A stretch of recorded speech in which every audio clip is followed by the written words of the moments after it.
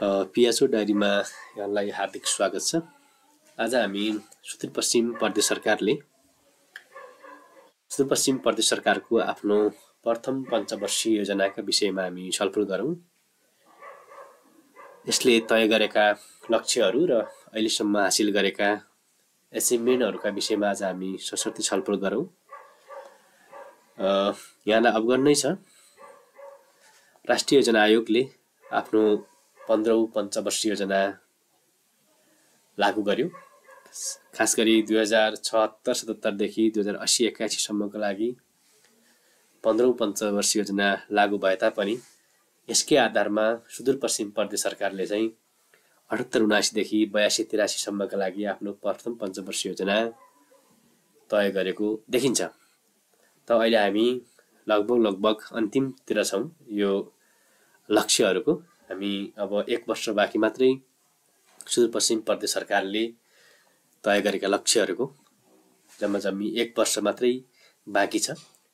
तसर्थ यसले तय गरेका लक्ष्यहरू र हामीले अहिलेको अवस्थामा सुदूरपश्चिम प्रदेशले हासिल गरेका टार्गेट भर्सेस एचिभमेन्टहरूमा पनि आज हामी सशर्ती छलफल गरौँ। यहाँहरूलाई अवगत नै छ, सामान्यतया स्वास्थ्य साझा अधिकार हो। नेपालको संविधानले स्वास्थ्यलाई साझा अधिकार हुँदाहुँदै पनि प्रदेश, स्थानीय र सङ्घका स्वास्थ्यभित्रका कम्पोनेन्टहरूलाई चाहिँ विभाजित गरेर एकल अधिकारका रूपमा र साझा अधिकारका रूपमा स्वास्थ्यका विभिन्न सेक्टरहरूलाई चाहिँ तय गरेको देखिन्छ नेपालको संविधानको आधारमा। यी साझा अधिकार र एकल अधिकारहरूलाई लागू गर्ने क्रममा अथवा फन्डामेन्टल राइट्सलाई चाहिँ इम्प्लिमेन्ट गर्ने क्रममा यो नीति पनि यो योजना पनि लागू भएको देखिन्छ। र प्रदेश सरकारको नीति योजना आयोगले यो पञ्चवर्षीय योजना पब्लिस गरेको देखिन्छ।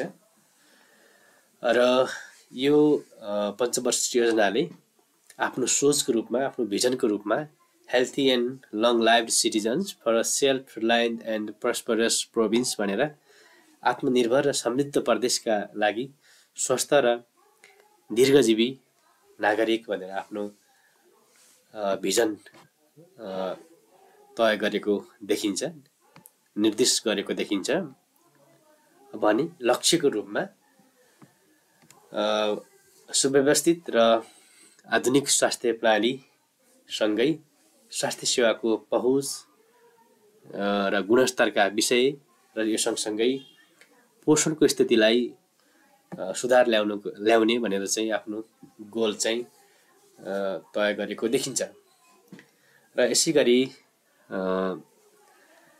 यसका उद्देश्यहरूमा सामान्यतया 4वटा चाहिँ उद्देश्य राखी यो प्रथम पञ्चवर्षीय योजना अगाडि बढेको देखिन्छ। प्रथममा चाहिँ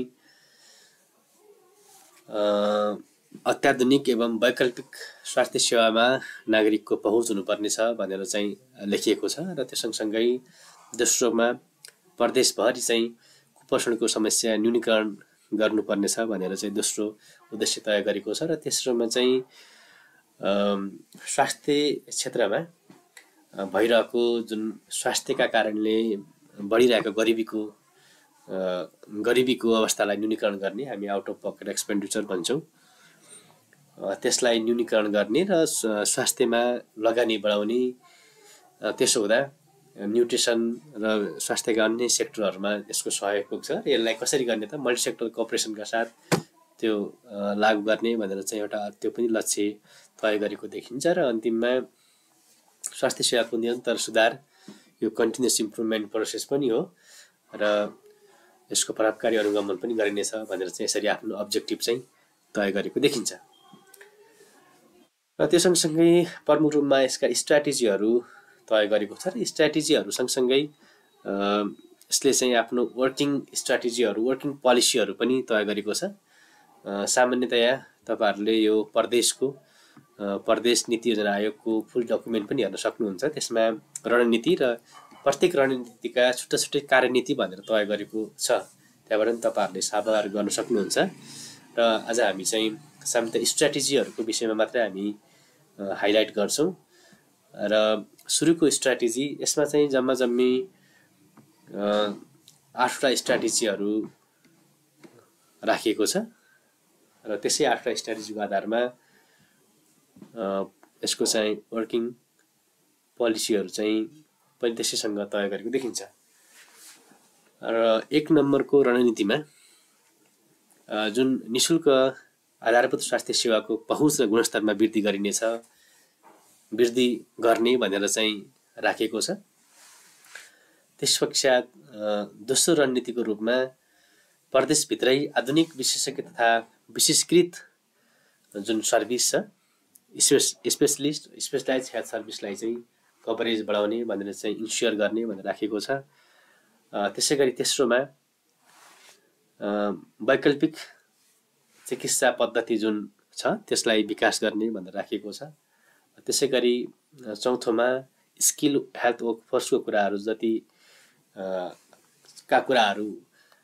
जति छलफलमा आउँछन् त्यसका विषयलाई प्रोड्युस गर्ने, डेभलप गर्ने, मोबिलाइज गर्ने, युटिलाइज गर्ने विषयहरू चाहिँ स्ट्र्याटेजीमा राखेको छ र यसैको आधारमा चाहिँ वर्किङ पोलिसी पनि तयार भएको देखिन्छ।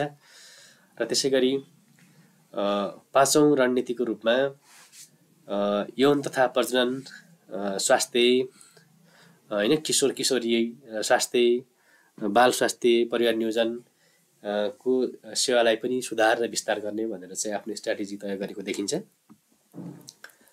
र त्यसै गरी 6औं रणनीतिको रूपमा मल्टिसेक्टरल कोअर्डिनेसन पार्टनरसिपको आधारमा चाहिँ प्रदेशभरिको पोषण सेवालाई थप सुदृढ गर्ने भनेर लेखिएको छ। त्यसै गरी 7औं रणनीतिको रूपमा जुन स्वास्थ्यमा पब्लिक हेल्थ इमर्जेन्सी परिरहेको छ नेपालको स्वास्थ्य प्रणालीमा, त्यसको प्रिपेयर्डनेस एकदमै कमजोर देखिन्छ। डिजास्टर म्यानेजमेन्टको चाहिँ प्रिपेयर्डनेस, यसको क्यापासिटी स्ट्रेन्थनिङमा हाम्रो प्रणाली कमजोर छ र त्यसलाई सुधार गर्नको लागि विपद व्यवस्थापन, पूर्व तयारी, प्रतिकारका लागि चाहिँ क्षमता पनि वृद्धि गर्ने भनेर चाहिँ यसको आफ्नो एउटा रणनीति त्यता पनि देखिन्छ। र अन्तिम रणनीतिको रूपमा जुन स्वास्थ्य सूचना प्रणाली छ त्यसलाई अनुगमन गर्दै तथ्यमा आधारित नीतिहरू, योजनाहरू तयार गर्नको लागि तयार गरिनेछ भनेर चाहिँ आफ्नो 8वटा रणनीतिहरू सशर्त यसरी चाहिँ तयार पारेको देखिन्छ। र तपाईँहरूले मैले पुनः पनि भने तपाईँहरूले प्रदेश योजना आयोग, प्रदेश नीति तथा योजना आयोगबाट यसको पूर्ण डकुमेन्ट, नेपाली भर्जनको डकुमेन्ट तपाईँहरूले साभार गर्न सक्नुहुनेछ। अब हामी सरसर्तीले तय गरेका लक्ष्यहरू र अहिले हासिल गरेको पछिल्लो NDHS 2022 र प्रदेश निर्देशनालयले पब्लिस गरेको एनुअल रिपोर्टको आधारमा यसको चाहिँ तुलना गर्न खोजिएको छ। सामान्यतया स्वास्थ्यसँग सम्बन्धित इन्डिकेटरहरू र त्यसको पछिल्लो अवस्थाका विषयमा हामी कम्पेरिजन देखाउन खोजिएको छ। यसको प्रदेशको लाइफ एक्सपेक्टेन्सी 82-83 को लागि 72 वर्ष भनेर चाहिँ तय गरेको देखिन्छ भने पछिल्लो जनगणना 2078 को जनगणनाले 71.3 वर्ष भनेर चाहिँ देखिएको अवस्था छ। यो चाहिँ हामी उपलब्धिका हिसाबले यो राम्रो देखिएको अवस्था छ। त्यसै गरी पूर्ण खोप भइसक्नु पर्ने 2082-83 सम्म भनेर चाहिँ 95% लक्ष्य गरेको छ भने 91% चाहिँ हासिल गरेको देखिन्छ। यो प्रदेश निर्देशनालयको 79-80 को प्रतिवेदनले त्यही देखाउँछ। त्यसै गरी न्यूनतम मोर्टालिटी रेट 20/1000 लाइभ बर्थ 10,000 भएछ। 20/1000 लाइभ बर्थबाट, तर अहिलेको हाम्रो एचिभमेन्ट हेर्दै गर्दाखेरि चाहिँ 27/1000 लाइभ बर्थ देखिन्छ। त्यसै गरी infant mortality rate 35/1000 live birth target गरिएको छ 82-83 का लागि भने। 79-80मा 40/1000 लाइभ बर्थ चाहिँ एचिभ गरेको देखिन्छ। यसै गरी under 5 child mortality rate 39/1000 live birth target गरेको छ भने करेन्ट स्ट्याटस हेर्ने हो भने 49 एचिभ भएको देखिन्छ। यसै गरी स्किल बर्थ एटेन्डेन्सबाट डेलिभरी भएको प्रसुति भएको प्रतिशत हेर्ने हो भने 82% लक्ष्य हासिल 82% लक्ष्य तय गरेको छ भने 77.5% चाहिँ एचिभ भएको देखिन्छ। त्यसै गरी 4PNC as per protocol 75% target गरेको छ भने 73.6% एचिभ गरेको अवस्था छ। यसै गरी स्टन्टिङ हेर्ने हो भने 20%मा झार्ने भनेर चाहिँ लक्ष्य तय गरेको छ भने यसको अहिलेको अवस्था एचिभमेन्ट हेर्दै गर्दाखेरि चाहिँ NDHS को डेटा हेर्दै गर्दाखेरि चाहिँ 28% चाहिँ एचिभ गरेको देखिन्छ। यसै गरी वेस्टिङ पनि 10% टार्गेट गरेको थियो भने 8% भनेर चाहिँ एचिभ गरेको देखिन्छ। यसै गरी यसमा आधारभूत स्वास्थ्य सेवा निःशुल्क रूपमा आम जनताहरूले रिसिभ गर्नुपर्छ भनेर चाहिँ पाउनुपर्छ भनेर लेखिएको छ र त्यो अवस्थामा अब कभरेजको अवस्थाहरू बढ्दैछ, तर चाहिँ क्वालिटीको अवस्थालाई हामीले हेर्ने हो भने यसमा काम गर्नुपर्ने अवस्था देखिन्छ। त्यसै गरी त्यो सँगसँगै मेडिकल कलेजमा प्रदेशभित्र मेडिकल कलेज, विशेषज्ञ सेवाहरू, आयुर्वेद सेन्टरहरू, आधुनिक प्रयोगशालाहरू बढाउँदै जाने भन्ने छ टार्गेटको रूपमा, र त्यो प्रोग्रेसिभली त्यो चाहिँ सुधार भइरहेको अवस्था देखिन्छ। र यस सँगसँगै तपाईहरुले यसको फुल डकुमेन्ट हेर्नुहुन्छ भने त्यहाँ थुप्रै समस्याहरू, थुप्रै चुनौती अवसरहरू तय गरेको छ। सामान्यतया अरू प्रदेश जस्तै राष्ट्रिय समस्याहरू जस्तै स्वास्थ्यका समस्याहरूमा चाहिँ जनशक्तिको विषय, तहगत समन्वयका विषय, सहकार्यको विषय, हैन, कुरीति कुसंस्कारका विषयहरूलाई समस्याका रूपमा देखाएको छ। यसै गरी खास गरी सुदूरपश्चिम प्रदेशको कुपोषणको कुराहरू, मातृ नवजात शिशुको कुराहरू, जुन माथि टार्गेटका कुराहरू जति कुराहरू गरियो त्यो चाहिँ प्रमुख समस्याको रूपमा सुदूरपश्चिममा देखिएको छ भनेर चाहिँ देखिएको छ। र त्यस सँगसँगै चुनौती तथा अवसरका रूपमा हेर्ने हो भने स्वास्थ्य सेवा प्रवाहलाई पहुँचमा बढाउनु, प्रभाव बढाउनु, विपन्नता र जोखिम परेका नागरिकलाई सहज रूपमा गुणस्तरीय स्वास्थ्य सेवा प्रदान गर्नु, हैन, यी विषयहरू चाहिँ यसका चुनौतीहरू देखिन्छ अहिले सुदूरपश्चिम प्रदेशमा। भने थुप्रै अवसरहरू पनि छन्, चुनौतीका मा थुप्रै अवसरहरूले पनि सहयोग गरेको देखिन्छ। विशेष गरी स्वास्थ्य संहितामा जानु आफैमा एक खालको अवसर देखिन्छ। यो सँगसँगै IT सिस्टमहरू बढ्नु, डिजिटल सिस्टमहरू बढ्दै जानु, अधिकार सम्बद्ध प्रदेश तथा स्थानीय तहहरूले काम गर्नु, हैन, स्थानीय तहमा चाहिँ हब्सहरू, पोषणयुक्त खाद्य उत्पादनका कुराहरू, जडीबुटीका कुराहरू, हैन, यसमा लगानी भएको, आफ्नै रिसोर्स युटिलाइजेसन भइरहेको जस्तो, हैन, यसले गर्दाखेरि पनि के देखिन्छ भने यो अवसरको रूपमा प्रदेशभित्र अवसरको रूपमा देखिएको छ।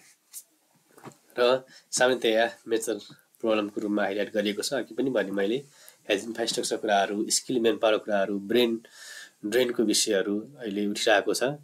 त्यसै गरी कोअर्डिनेसन, कोल्याबोरेसन, हैन, अब यो प्रिभ्यालेन्स अफ एडिक्सन, हैन, सोसल इभिल्स कुराहरू, लिट्रेसीको कुराहरू अहिलेको रूपमा सुदूरपश्चिमको लागि प्रमुख समस्याहरू देखिन्छ। त्यसै गरी बाल विवाहका कुराहरू, हैन, अब टिनेज चाइल्ड बेरिङको विषयहरू, मालन्युट्रिसनको कुरा, टिबी, हैन, इमर्जिङ डिजिजेस, त्यसै गरी क्रस बोर्डर डिजिज, हैन, ती रिस्कहरू चाहिँ यसमा चाहिँ प्रमुख रूपमा चाहिँ देखिन्छ। यी विषयहरूलाई मैले सरसर्ती हाइलाइट गरेँ। तपाईहरुले यसको फुल डकुमेन्ट साभार गर्न सक्नुहुनेछ भन्दै आजको यो सुदूरपश्चिम प्रदेश सरकारको प्रथम पञ्चवर्षीय योजना 78-79 आर्थिक वर्ष 78-79 देखि 82-83 सम्म तय गरेको देखिन्छ। आजलाई यति नै, धन्यवाद, नमस्कार।